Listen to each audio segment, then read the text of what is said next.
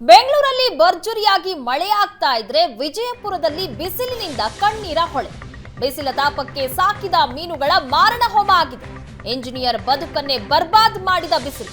ವಿಜಯಪುರ ತಾಲೂಕಿನ ಮದಬಾವಿ ತಾಂಡಾದ ನಡೆದಿರುವಂತಹ ಘಟನೆ ಇದು. 45 ಡಿಗ್ರಿ ದಾಟಿದೆ ಇಲ್ಲಿ ಬಿಸಿಲು. 40 ಲಕ್ಷದ ಮೀನುಗಳ ಮಾರಣ ಹೋಮ ಆಗಿದೆ. ಇಂಜಿನಿಯರ್ ವಿಜಯಕುಮಾರ್ ಕವಟಗಿಗೆ ಸೇರಿದಂತಹ ಮೀನುಗಳು. ಮೀನು ಕೃಷಿಗೆ ಕೈ ಹಾಕಿದ್ದ ಬಿಇ ಪದವೀಧರ ವಿಜಯಕುಮಾರ್ ಈಗ ಕಂಗಾಲಾಗಿದ್ದಾರೆ. 30 ರಿಂದ 40 ಲಕ್ಷಕ್ಕೆ ಮಾರಾಟ ಆಗಬೇಕಾಗಿದ್ದಂತಹ ಮೀನುಗಳು ಸಾವಿಗೀಡಾಗಿದ್ದಾವೆ ಬಿಸಿಲಿನಿಂದಾಗಿ. ದೃಶ್ಯಗಳನ್ನು ನೋಡ್ತಾ ಇದ್ದೀರಿ. 45 ಡಿಗ್ರಿ ದಾಟಿದೆ ಇಲ್ಲಿ ಬಿಸಿಲು. ಹಾಗಾಗಿ ಮೀನುಗಳು ಈ ರೀತಿಯಾಗಿ ಸತ್ತೋಗಿದ್ದಾವೆ ಬಿಸಿಲಿನ ತಾಪಕ್ಕೆ. ಮೀನಿನ ಕೃಷಿಗೆ ಕೈ ಹಾಕಿದ್ರು ಬಿಇ ಪದವೀಧರರಾದ ವಿಜಯಕುಮಾರ್ ಅವರು ಈಗ ಕಂಗಾಲಾಗಿದ್ದಾರೆ, ಕಣ್ಣೀರು ಹಾಕ್ತಾ ಇದ್ದಾರೆ. ಮೀನುಗಳ ಈ ಮಾರಣ ಹೋಮವನ್ನ ಕಂಡು ಮೀನು ಸಾಕಾಣಿಕೆ ಮಾಡ್ತಾ ಇದ್ದಂತಹ ವಿಜಯಕುಮಾರ್ ಕಣ್ಣೀರು ಹಾಕ್ತಾ ಇದ್ದಾರೆ. ಇಂಜಿನಿಯರ್ ಬದುಕೆ ಈ ರೀತಿ ಬರ್ಬಾದ್ ಆಗಿದೆ ಬಿಸಿಲಿನಿಂದ. ಇಲ್ಲಿ ರೈತರಿಗೆ ಆದಾಯ ಆಗಲಿ, ಎಲ್ಲರೂ ಬರೀ ಬೆಂಗಳೂರಿಗೆ ಹೋಗ್ತಾರೆ ಸರ್. ಬೆಂಗಳೂರಿಗೆ ಹೋಗೋ ಬದಲು ಇಲ್ಲಿ ಬಂದು ಎಲ್ಲರೂ ಏನ್ರೆ ಮಾಡಲಿ, ಇಲ್ಲಿ ರೈತರಿಗೆ ಯೂಸ್ ಆಗಲಿ ಅನ್ನೋ ಒಂದು ಉದ್ದೇಶದಿಂದ ಹೋಗ್ತಿದ್ದಾರೆ. ಇದ್ರ ಬಗ್ಗೆ ನಿಮ್ಮ ಕನಸು? ಬರದ ನಾಡು ವಿಜಯಪುರದಲ್ಲಿ ಯಾವ ಮಟ್ಟಿಗೆ ಬಿಸಿಲು ಇದೆ ಅಂತ ಹೇಳಿದರೆ ಅದರ ಪರಿಣಾಮ ಯಾವ ರೀತಿ ಇದೆ ಅಂತ ಹೇಳಿದರೆ ಒಂದು ಸಾಕ್ಷಾತ್ ಉದಾಹರಣೆಯನ್ನು ನಾನು ನಿಮ್ಮಿಂದ ತೋರಿಸಲಿಕ್ಕೆ ಹೋಗ್ತಾ ಇದ್ದೀನಿ. ಬಿಸಿಲಿನ ತಾಪಮಾನ ಜಲಚರಗಳ ಮೇಲೂ ಕೂಡ ಇಲ್ಲಿ ಪ್ರಭಾವ ಬೀರ್ತಾ ಇರುವಂಥದ್ದು, ಅವುಗಳನ್ನ ಆಹುತಿ ತಗೊಳ್ತಾ ಇರುವಂಥದ್ದು. ನಾನೀಗ ವಿಜಯಪುರದ ಒಂದು ಆಹೇರಿ ಸಮೀಪದಲ್ಲಿ ಬರ್ತಕ್ಕಂಥ ಮದಬಾವಿ ತಾಂಡಾದ ಒಂದು ಜಮೀನಲ್ಲಿದ್ದೀನಿ. ವೀರೇಶ್ ಕವಟಿ ಅನ್ನುವಂಥವರು ಒಂದು ಹೊಸದಾಗಿ ವಿನೂತನ ರೀತಿಯಲ್ಲಿ ಮಾಡಿದರು. ಆದರೆ ಇಲ್ಲಿ ಏನಿದ್ದಾರೆ ಬಿಸಿಲಿನ ತಾಪಕ್ಕೆ 17,000ಕ್ಕೂ ಅಧಿಕ ಏನಂತಾರೆ ಮೀನುಗಳ ಮಾರಣ ಹೋಮ ಆಗಿದೆ. ಅತಿಯಾದ ಬಿಸಿಲಿನಿಂದ ಒದ್ದಾಡಿ ಏನಂತಾರೆ ಮೀನುಗಳಲ್ಲಿ ಸಾವನ್ನಪ್ಪಿರುವಂಥದ್ದು ನಾವು ಕೂಡ ನೋಡಿದ್ರೆ ಯಾವ ರೀತಿಯಾಗಿ ಮೀನಿನ ಒಂದು ಯಾವ ರೀತಿಯಾಗಿ ಇಲ್ಲಿ ಸಾವನ್ನಪ್ಪಿದ್ದಾವೆ ಅನ್ನೋದು ನಾವು ಕೂಡ ಇಲ್ಲಿ ನೋಡಬಹುದು. ಆದರೆ ಈ ರೀತಿಯಾಗಿ ಎಷ್ಟು ಸಾಕಿದ್ರು ಎಲ್ಲ ಮೀನುಗಳು ಸಹ ಇಲ್ಲಿ ಸಾವನ್ನಪ್ಪಿರೋ. ಇನ್ನೊಂದು 2-3 ದಿನಗಳಲ್ಲಿ ಮಾರಾಟ ಆಗ್ತಾ ಇದ್ದು 30 ಲಕ್ಷಕ್ಕೂ ಅಧಿಕ ಆದಾಯ, ಒಂದು 40 ಲಕ್ಷದವರೆಗೂ ಕೂಡ ಅವರಿಗೆ ಒಂದು ಆದಾಯ ಬರೋದಿತ್ತು.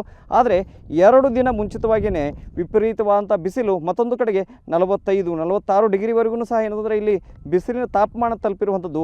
ಅದು ಏನಂತಂದರೆ ಈ ಮೀನುಗಳ ಸಾವಿಗೆ ಕಾರಣವಾಗಿರುವಂಥದ್ದು. ಈ ರೀತಿಯಾಗಿ ಒಂದು ಕಡೆಗೆ ಮೀನು ಸತ್ತು ಈ ರೀತಿಯಾಗಿ ಪರಿಸ್ಥಿತಿ ಉಂಟಾಗಿದ್ದಾರೆ. ಮತ್ತೊಂದು ಕಡೆಗೆ ವೀರೇಶ್ ಅವರು ಹೊಸ ಪ್ರಯೋಗಕ್ಕೆ ಮುಂದಾಗಿದ್ದರು. ಇದೇ 2ನೇ ಬಾರಿಗೆ ಈ ಮೀನುಗಳ ಸಾಕಾಣಿಕೆಯಲ್ಲಿ ತೊಡಗಿ ಅವರು ಬಿ ಪದವೀಧರರಾಗಿದ್ದರು. ಬೇರೆ ಒಂದು ಕಂಪ್ನಿಯಲ್ಲಿ ಕೆಲಸ ಮಾಡ್ತಾಯಿದ್ರು. ಅದ್ರ ಜೊತೆಗೆ ಈ ರೀತಿಯಾದಂಥ ಒಂದು ಚಟುವಟಿಕೆ ಇರಲಿ, ಇದು ಬೇರೆಯವರಿಗೆ ಮಾದರಿಯಾಗಲಿ ಅಂತೇಳಿ ಮಾಡಲಿಕ್ಕೆ ಹೋಗಿದ್ರು. ಆದರೆ ಬಿಸಿಲು ಅನ್ನುವಂಥದ್ದು, ತಾಪಮಾನ ಅನ್ನುವಂಥದ್ದು ಅವರಿಗೆ ಏನಂತಾರೆ ಈ ರೀತಿಯ ಒಂದು ಶಾಕನ್ನು ಕೊಟ್ಟಿದೆ. ಅವರು ಈಗ ಏನಂದರೆ 30 ಲಕ್ಷದವರೆಗೂ ಕೂಡ ಈ ಒಂದು ಲಾಸಲ್ಲಿ ಬಂದರೆ ಅವರೇ ನಮ್ಮ ಜೊತೆಗಿದ್ದಾರೆ. ಅವ್ರನ್ನೇ ಮಾತನಾಡಿಸ್ತೀನಿ ಯಾವ ರೀತಿಯಾಗಿ ಅವರ ಪರಿಸ್ಥಿತಿ ಆಗಿದೆ, ಈ ರೀತಿ ಯಾವ ರೀತಿ ಕಷ್ಟ ಅನುಭವಿಸ್ತಾ ಇದ್ದಾರೆ ಅನ್ನೋದು. ವಿಪರೀತ ಬಿಸಿಲು ಸರ್, ವಿಪರೀತ ಬಿಸಿಲು. ಯಾವ ಥರ ಅಂದ್ರೆ ಒಂದು ಮಳೆ ಇಲ್ಲ, ಇಲ್ಲಿ ಏನೂ ಇಲ್ಲ. ಮತ್ತು ಬಿಸಿಲಿಂದ ಎಲ್ಲ ಬೋರ್ಗಳು ಬತ್ತು ಹೋಗ್ಬಿಟ್ಟವ್ರಿ. ಈಗ ವಾಟರ್ ಟೆಂಪ್ರೇಚರ್ ಎಷ್ಟು ರೈಸ್ ಆಗ್ತದಂದ್ರೆ ಇಲ್ಲಿ ಹೊರಗಿನ ವಾತಾವರಣ 45-44 ಇದ್ರೆ ವಾಟರ್ ಟೆಂಪ್ರೇಚರ್ 35 ಮ್ಯಾಗ ಹೋಗ್ತದೆ ರೀ. 35 ಮ್ಯಾಗ ಹೋದ್ರೆ ಅಕ್ವಾಟಿಕ್ ಎನಿಮಲ್ಸಕ್ಕೆ ಬದುಕಕ್ಕೆ ಸೂಕ್ತಲ್ರಿ ಅದು. ಸೊ ಹಾಗಾಗಿ ವಾಟರ್ ಟೆಂಪ್ರೇಚರ್ ರೈಸ್ ಆಗಿ ಸೊ ಏನಾಗ್ತದಂದ್ರೆ ಸಡನ್ನಾಗಿ ಹೀಟಾಗಿ ಸಡನ್ನಾಗಿ ಕೂಲ್ ಆಗೋದ್ರಿಂದ ಸೊ ಸಿಕ್ಕಾಪಟ್ಟಿ ಸಾಯ್ತಾವ್ರಿ. ಈಗ ಎಷ್ಟು ಮೀನು ಸತ್ತವ್ರಿ ಸರ್? ಅಂದಾಜು ನಾವು 17,000 ಸೀಡ್ ಹಾಕಿದ್ದೆ ರೀ. ಈ ಸತಿ ಎಲ್ಲ ಸೈಜ್ ದೊಡ್ಡ ತಂದಿದ್ವಿ.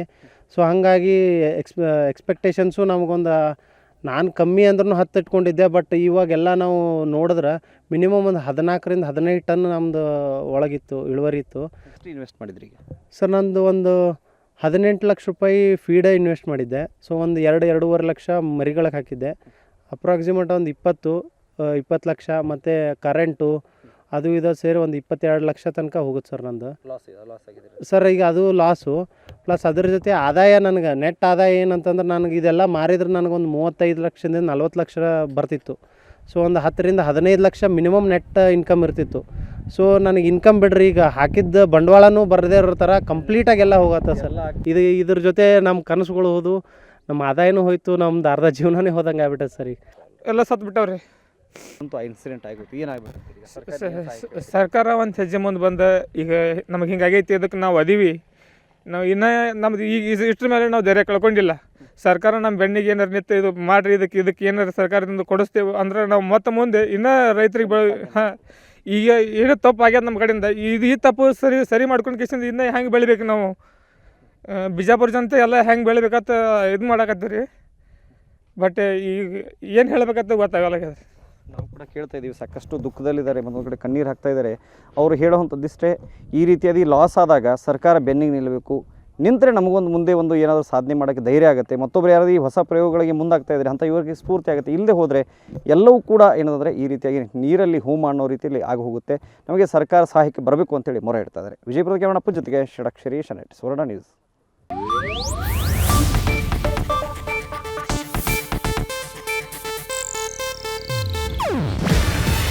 ಇದು ಏಷ್ಯಾನೆಟ್ ನ್ಯೂಸ್ ನೆಟ್ವರ್ಕ್ ಪ್ರಸ್ತುತಿ. ನೀವು ನೋಡ್ತಿದ್ದೀರಾ ಏಷ್ಯಾನೆಟ್ ಸುವರ್ಣ ನ್ಯೂಸ್.